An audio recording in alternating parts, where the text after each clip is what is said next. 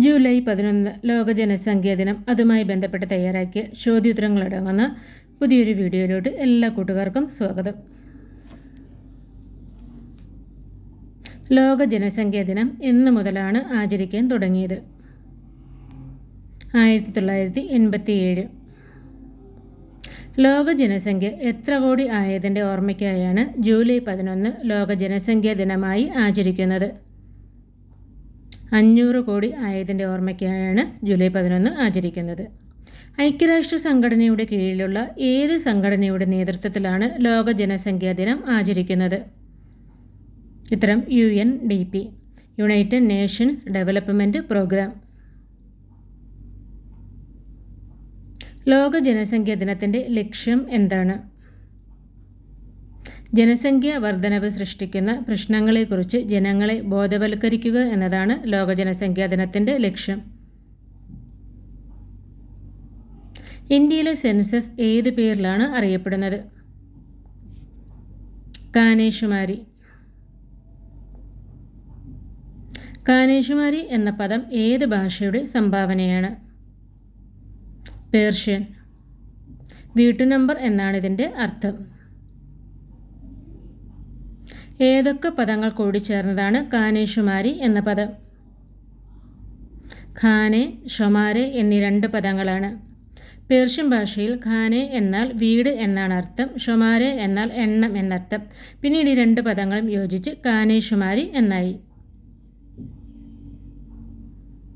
ജനസംഖ്യാശാസ്ത്രത്തിൻ്റെ പിതാവ് ആരാണ്?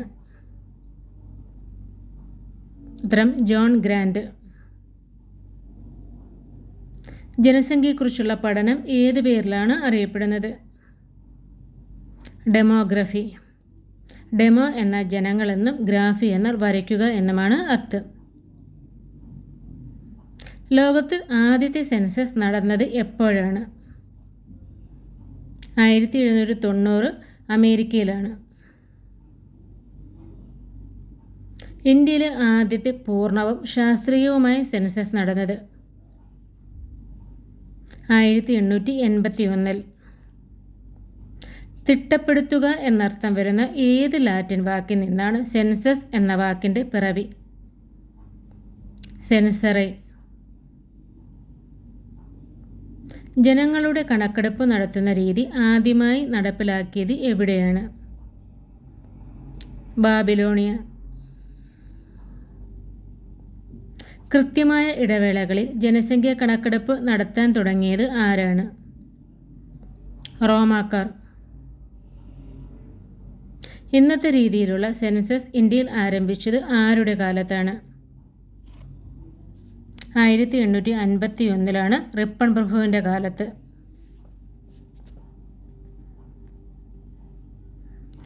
ആദ്യ ലോക ജനസംഖ്യാ സമ്മേളനം നടന്നത് ഏത് വർഷം?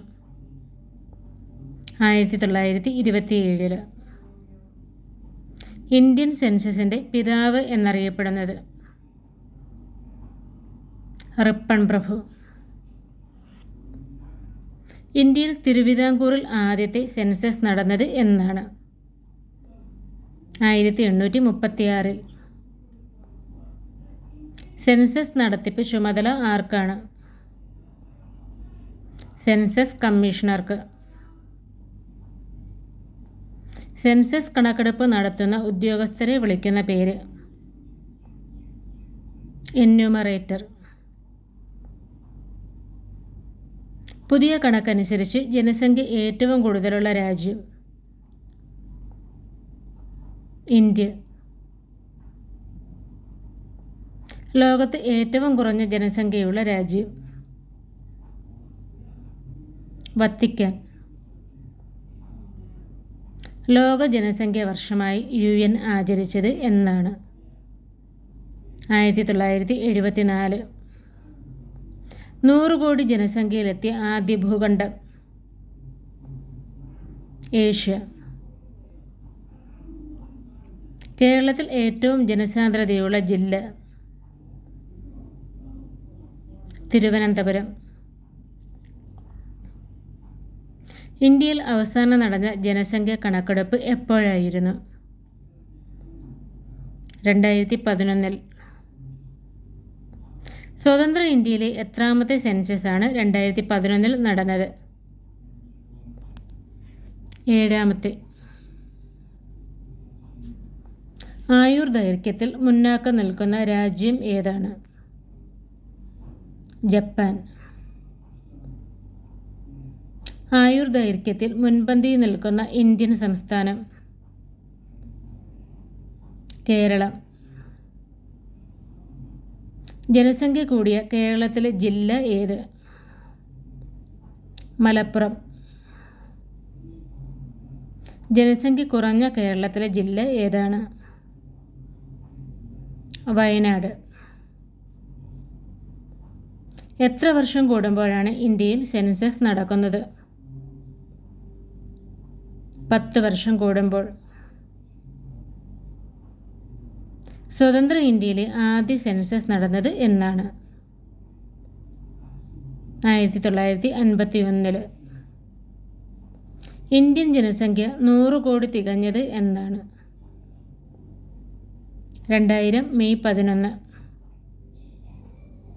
ലോകത്തിലെ ഏറ്റവും വലിയ സെൻസസ് ഏത് രാജ്യത്തിൻ്റേതാണ്? ഇന്ത്യയുടെ. പുരുഷന്മാരേക്കാൾ സ്ത്രീകളുള്ള ഏക ഇന്ത്യൻ സംസ്ഥാനം ഏതാണ്? കേരളം. കേരളത്തിലെ സാക്ഷരത കുറഞ്ഞ ജില്ല? പാലക്കാട്. സ്ത്രീ പുരുഷ അനുപാതത്തിൽ ഏറ്റവും മുന്നിൽ നിൽക്കുന്ന ജില്ല? കണ്ണൂർ. 2011 സെൻസസ് പ്രകാരം കൂടിയ സാക്ഷരതയുള്ള സംസ്ഥാനം ഏതാണ്? കേരളം. കേരളത്തിലെ സ്ത്രീ പുരുഷ അനുപാതം കുറഞ്ഞ ജില്ല ഏതാണ്? ഇടുക്കി. 2011 ഇന്ത്യയുടെ ജനസംഖ്യ എത്രയായിരുന്നു? 121 കോടി. ഇന്ത്യൻ ജനസംഖ്യ 100 കോടി തികച്ച കുട്ടി ആസ്ത ജനിച്ചത് എവിടെയാണ്? ന്യൂഡൽഹിയിലെ സഫ്ദർഗഞ്ച് ആശുപത്രിയിൽ. സെൻസസ് ആരംഭിച്ചതിനു ശേഷമുള്ള 16ാമത് ദേശീയ സെൻസസും ഇന്ത്യയുടെ സ്വാതന്ത്ര്യത്തിനു ശേഷമുള്ള 8ാമത്തെ ദേശീയ സെൻസസും നടത്താൻ ഉദ്ദേശിക്കുന്നത് ഏത് വർഷമാണ്? 2027. ഇപ്പോഴത്തെ ഇന്ത്യയുടെ സെൻസസ് കമ്മീഷണർ ആരാണ്? മൃത്യുഞ്ജയ് കുമാർ നാരായൺ. അടുത്തത് കൂട്ടുകാർക്കായുള്ള ചോദ്യമാണ്. 2011 സെൻസസ് പ്രകാരം ഏറ്റവും കൂടുതൽ ജനസംഖ്യയുള്ള ഇന്ത്യൻ സംസ്ഥാനം ഏതാണ്? ഉത്തരം അറിയാവുന്ന കൂട്ടുകാർ കമൻറ്റ് ചെയ്തോളൂ. അടുത്തൊരു വീഡിയോ ആയിട്ട് നമുക്ക് വീണ്ടും കണ്ടുമുട്ടാം. അതുവരേക്കും എല്ലാവർക്കും ബൈ. Thanks for watching.